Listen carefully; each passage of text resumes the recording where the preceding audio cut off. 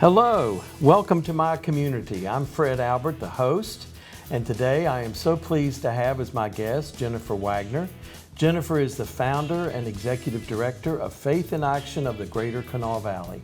A South Charleston native, Jennifer attended West Virginia University, and most of her career was spent in corporate administration and marketing, including a long-term role as the director of marketing for the Mid-Atlantic region of Skanska, I think I have said that correctly, an international construction firm.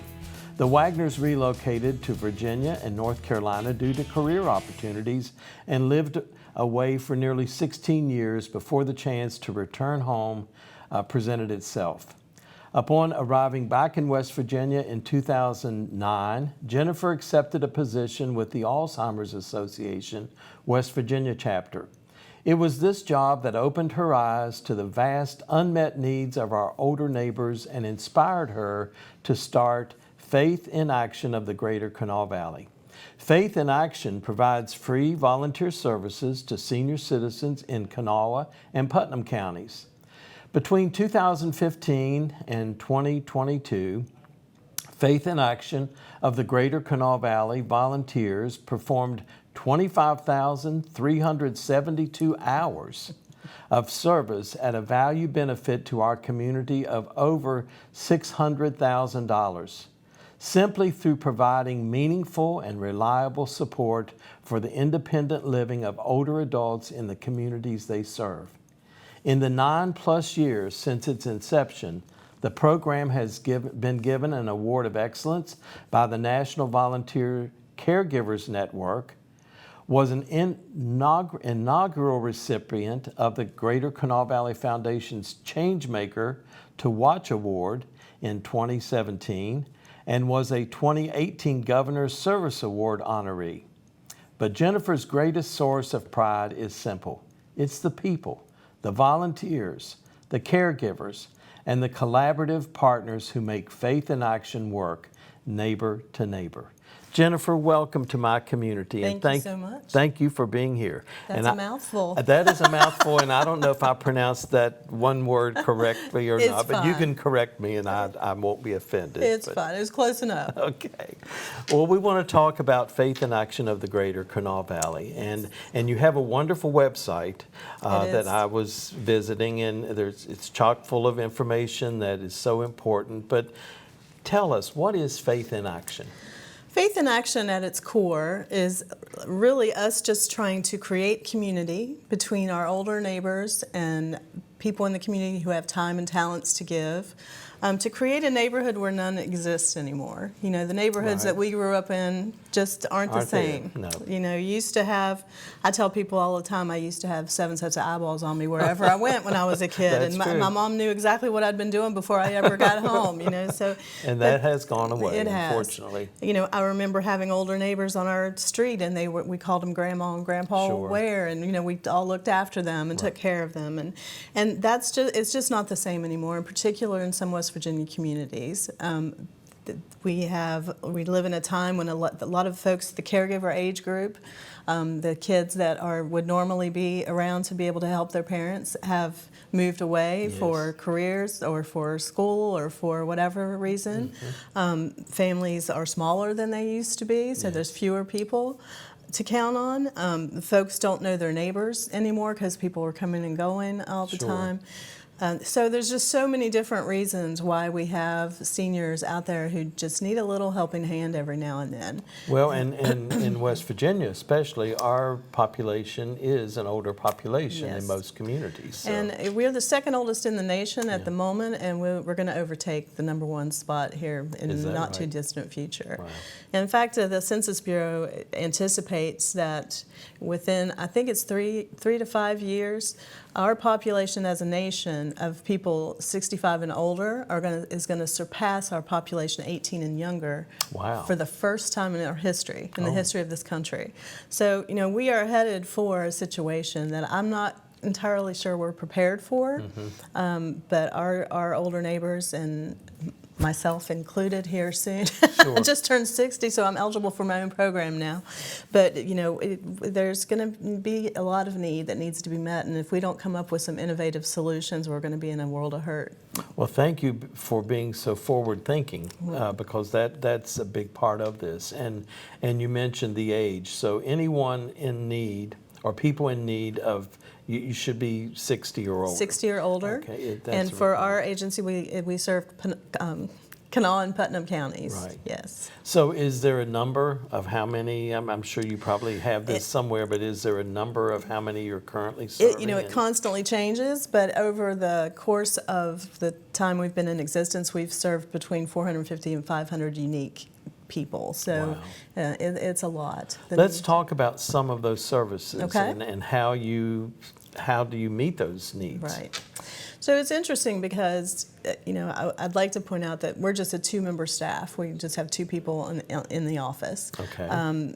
And so all of the work that we do, and those numbers that you read and the hours of service, those are all contributed by volunteers, people in the community who are willing to give a couple of hours a week to help another neighbor in need, Sure. of assistance.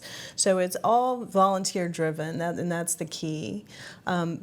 The primary service that we offer, and the number one requested service, is transportation to medical appointments.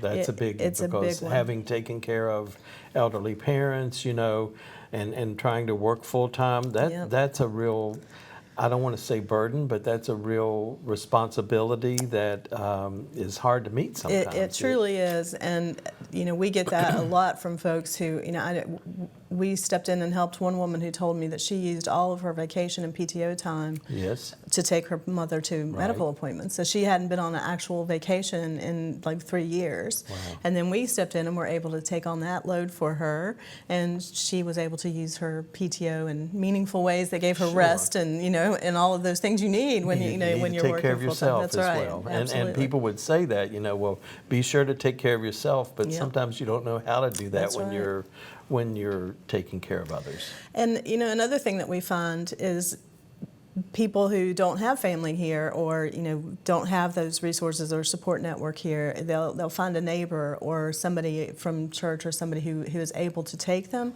but will charge them $25, $50 to take them to the store. Right. And that offends me. Sure, absolutely, because it's it's not very neighborly. We could talk about that for a while. But still, it's just that is also a burden on the senior who who lives on a fixed income and is struggling already. So, not all seniors are on fixed income. No. And in our program, we don't care what your income is. I mean, our philosophy is that whether you make $5 million a day or $5 a year, if you can't get to your medical appointments or you can't get to a grocery store, that's a problem. Right? That's a problem, and we're here to help. So. Transportation is number one by far. That's the number one need by far. But we also have a very popular grocery shopping assistance program. And we do that in multiple ways we meet the client's needs, right? So we have some clients who literally just need a ride. They can shop on their own, they can do all that stuff. They just need a ride to the store and back because transportation is their obstacle.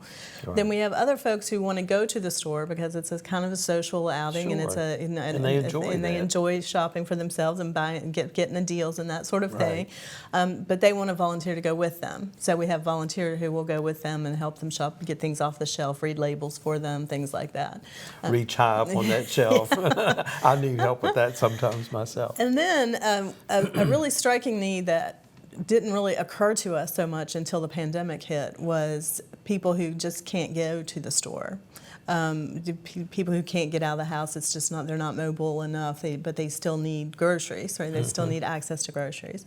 So what we determined during the pandemic was that we could help with that, because we can take their orders and place them online with Kroger or Walmart. We have volunteers who could pick up, contactless pick up and deliver the groceries to the people without having to run the risk of taking someone to the grocery store.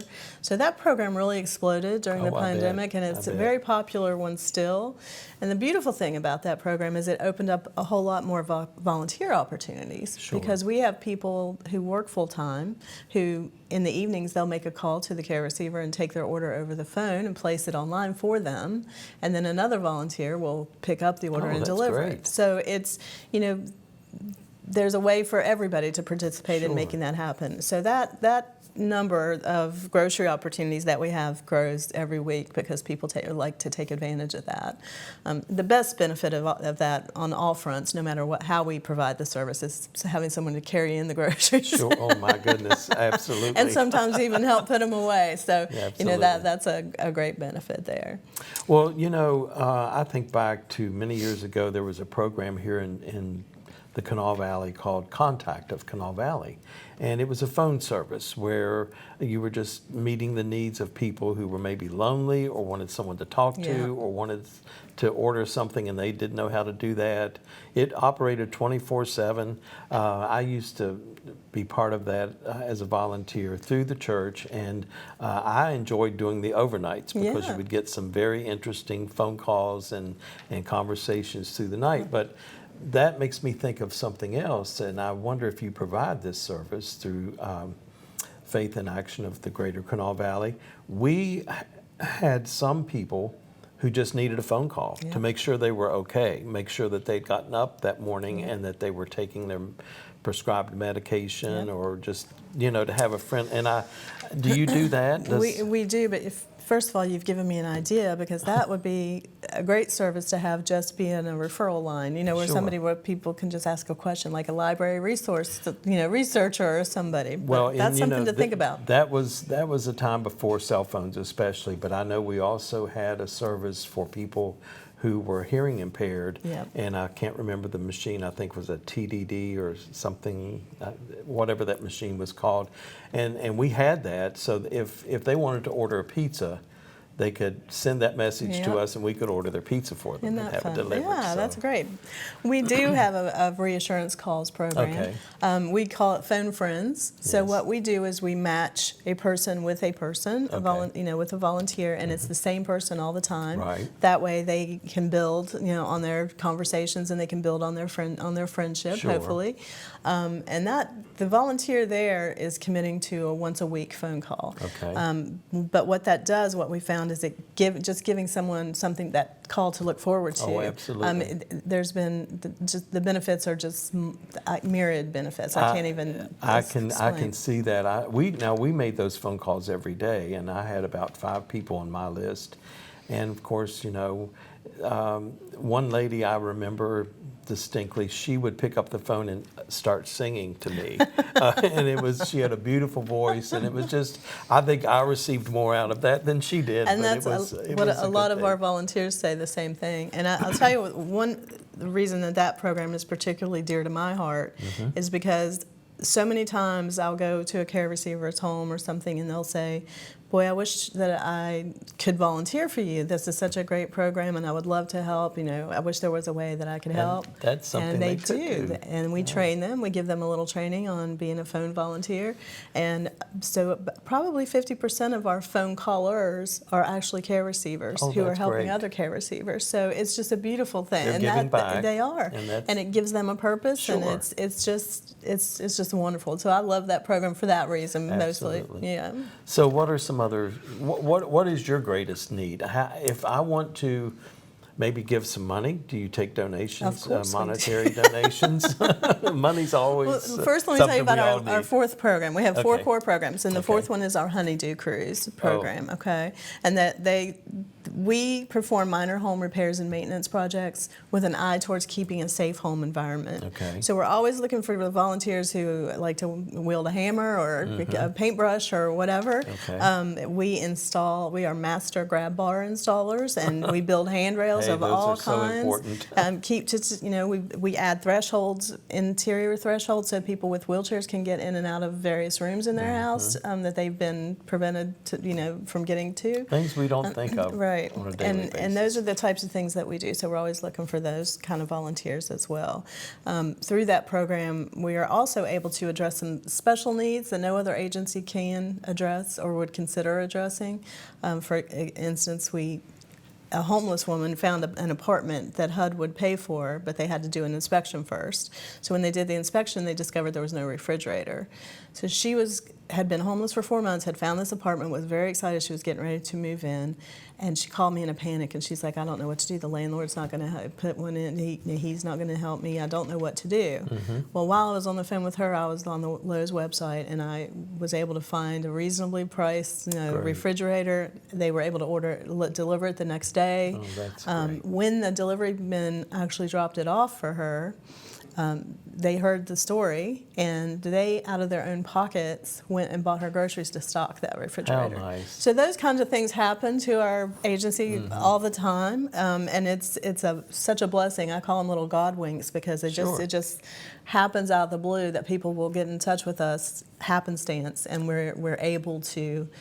Because we can be so flexible, we're able to handle those kinds of things. Well, and we're West Virginians, and the one thing about West Virginia we hear from outsiders all the time, our people here are so giving and so caring. That's people. true. That is wonderful to hear. Yeah. So if I have a special talent, or I can maybe talk to someone, or I could paint a room for them, I just could contact you or contact Yes. Faith in Action. It's not quite that simple. No. So because we deal with such a vulnerable population, we want to make sure that everybody that we send out to serve them is highly vetted. All right. So there's 3 steps Safety that they first. Yeah, absolutely. So there's 3 steps that our volunteers have to go through before they can be sent out on a service assignment. Sure. They have to take a training. It's about an hour-and-a-half training. They take that with me personally. We have several coming up, and we have at least 2 a month on the schedule. So if you look at our website, you'll be able to see ahead and reserve your spot for attending a future training. They also have to complete an application, which includes references, and if they want to drive people, it asks for a copy of their driver's license and a copy of their insurance certificate. Sure. And then the third thing is a background screen. I was going to say, a background screen would be really It vital. is, and it's through a national company, and they've done a great job for us, and it's like $14.99 or $95 to do it, and we ask the volunteers to do it themselves. Sure.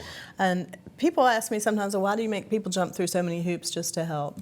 And I say, number one, we want to protect the most vulnerable people that we're serving. We want to make sure that they're protected. But number two, when a volunteer goes through all of that stuff, it tells me that they have a commitment, that they are committed to working with us. Yes, they're invested in the process and in serving our seniors. And I would think the people who do approach you wanting to be a volunteer, they understand all of that, and they would expect nothing less than making sure that they're, because they would want that for their parents. Absolutely, for sure. Absolutely. Yeah.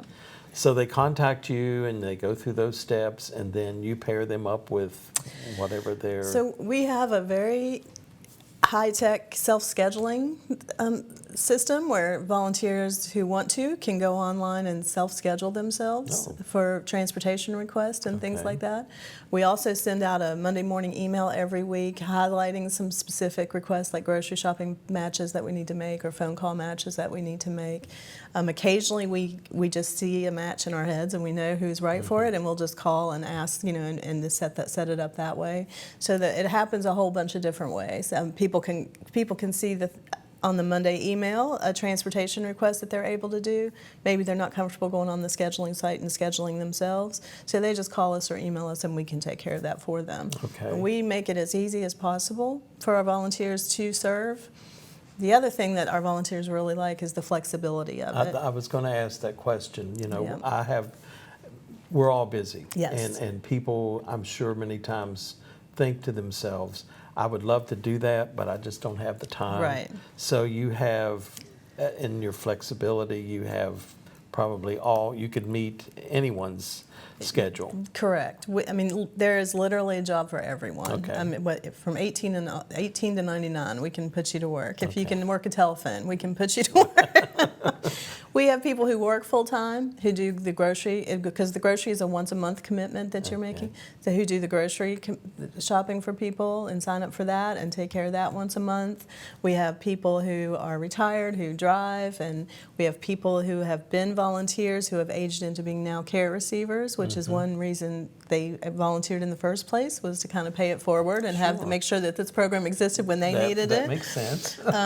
And and then kids and groups, we have projects all the time that that we can work together on.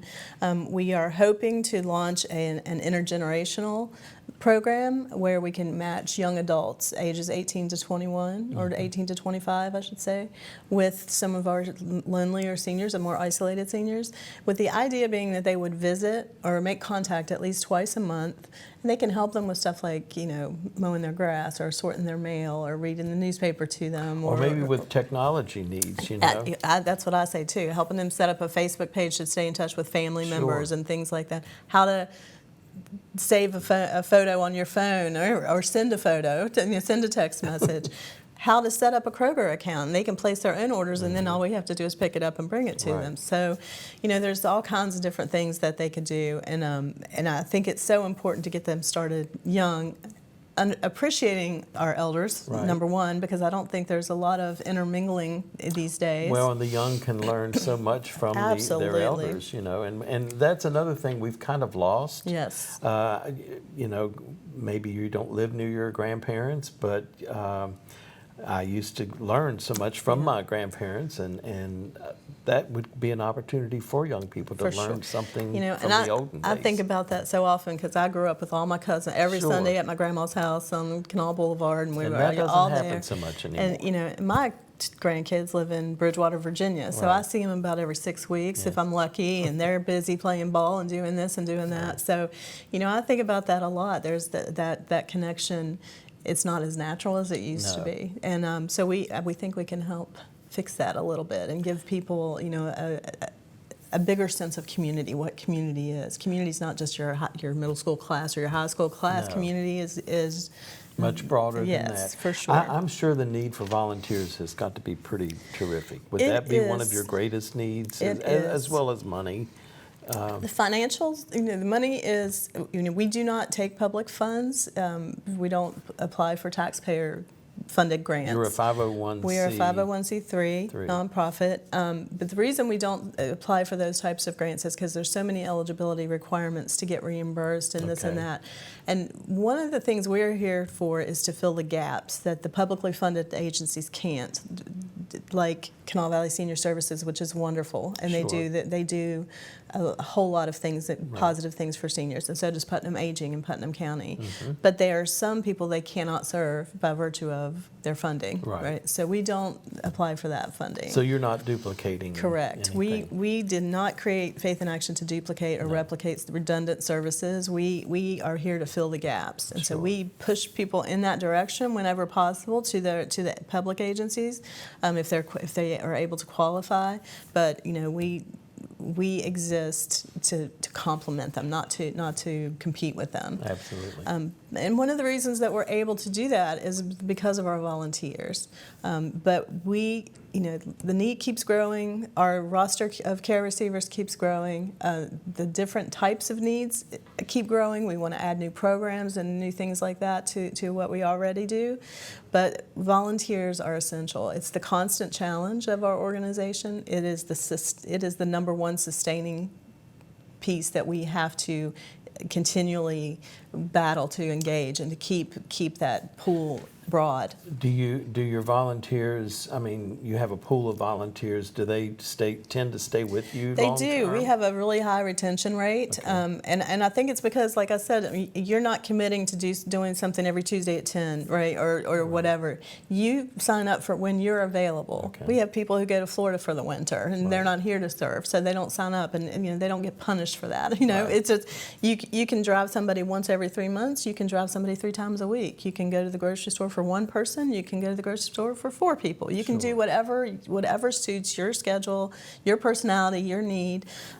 We try to make it as accommodating to you as possible. So we do have a very high retention rate because of that. That's good to know. I know the holiday season is probably a pretty hectic season for you and your recipients as well. Yes. It's a lonely season for some. Is there anything special during like Christmas or Thanksgiving or those holidays, the biggies? We started the Senior Christmas Bureau about in our second year. I had just really noticed how many of our seniors were truly isolated, and the holidays were going to come and go just like any other day. They weren't going to be any special celebration, anybody to share it with, that sort of thing. So I called on our volunteers and said, I have a list of 43 names, and I would like to do something special for them for Christmas. So we stuffed stockings, we bought gifts, the volunteers delivered them. It was a total surprise the first year. And it was overwhelmingly positive experience on all fronts. But once you start something like that, well, people started to hear about Yes. it, and the next year we invited all of the agencies who serve seniors in any capacity to participate by making referrals of their clients to this program. So, Kanawha Valley Senior Services refers people, Salvation Army refers people, Covenant House refers people, doctors' offices, in-home health agencies refer people to the program. And the focus is on people who don't have family around or not participating in another Christmas program with their family. They're going to be basically alone for the holidays. That's who we're trying to target. That's the person. They can still participate in the food basket programs and things like that, and they won't be disqualified from participating in ours. But they do need to meet the parameter of they would not have a holiday without this program. Right. And what we do is we offer them the opportunity to ask for 3 things that they want or need. We put it up on our virtual angel tree. The community adopts them. We have a 100% adoption rate every single year of this program, which is now in its 8th year. On average, we provide some Christmas joy, some holiday joy to about 100 seniors in Kanawha County. Oh, that is so nice. And it's all through the generosity of this community. And you mentioned the virtual angel tree. That's on your website? It will be on our website. And if people follow our Facebook page, our Facebook page is very newsy and very engaged. There's lots of good information on there as well. And we will post it there also. So you have a Facebook page, you have Instagram? We do. We have LinkedIn, and then we have our website, of course. And there's a wealth of information on your website about events, activities, how you can register as a volunteer, how you can get that training. Is there anything else that we're missing that before we? The only other thing is we do have an annual fundraiser that we hold, and it has been Pedal with Purpose for the last several years. This is breaking news. We are evolving that event, and it's going to be called the Helping Hands 5K, and it's going to be an in-person event this time, and it's going to be in South Charleston. It's at Oaks Field, and it'll be in May of 2024 down the line a little bit. So that's breaking news because that's a big change. So you would be able to, is that a walk, a run? There's an official 5K where it will be a timed 5K, and then there's also a family-friendly 1 mile walk as well. Great. So and that's coming up in May of 2024. Yes. And to register for that, I guess all online on Facebook, on your website and on Facebook. Jennifer, I just can't thank you enough for what you do as the services you provide for our most cherished part of our communities. And thank you. Thank you for doing that. Thank you for giving back to our community that we all love. Thank you for joining my community, and we look forward to seeing you the next time. Stay safe and stay well.